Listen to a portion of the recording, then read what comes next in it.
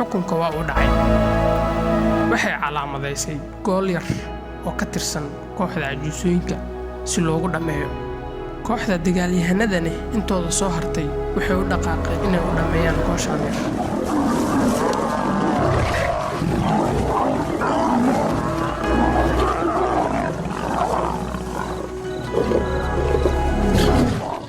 laakiin waxaa xabad joojin ku dhawaaqay labadii gool ee deegaanka ahaa. Kooxda dagaalyahanada oo aan cabsan xitaa way xushmeeyaan labadan gool, sidaa darteed waa ay joojiyeen dagaalka.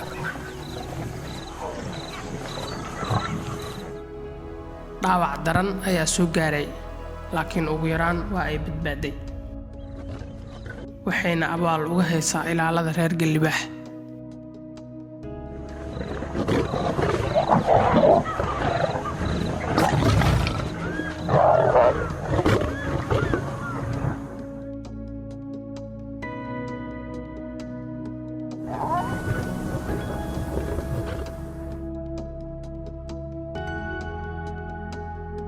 isjiijid dheer kadib, saddexda kooxood waxay go'aan ku gaareen inay caawa isla casheeyaan.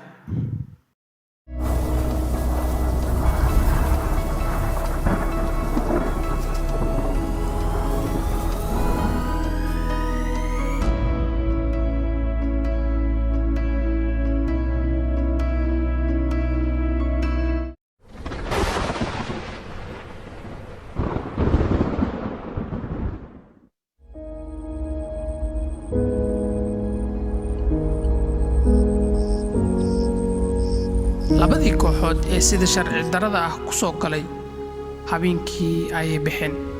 kooxdii deegaankana waxay u yeereen carruurtooda si ay iyaguna wax u cunaan.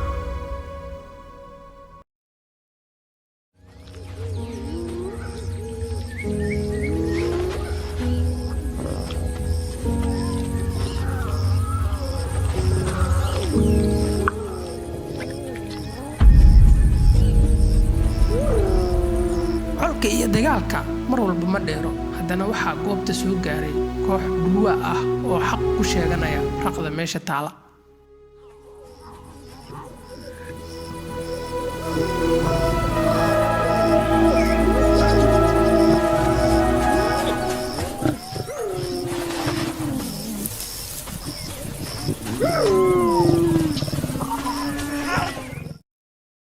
ilaalada reer Galibaax kama baqanayaan dhurwaaga, laakiin mar walba carruurtooda ayay ka fikiraan.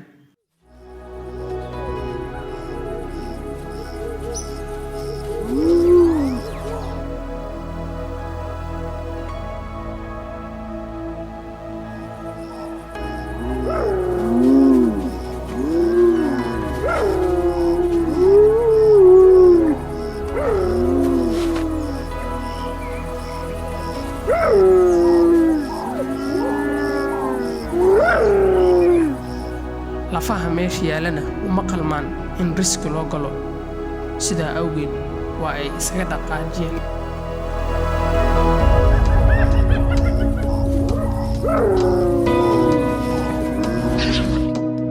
shalay waxaa Galibaax soo galay geri. dhimashadiisu waxay calooshu u buuxisay ku dhowaad 30 libaax. haddana waxaa ku dagaalamaya dhurwaa, dawaco iyo weliba shimbiro.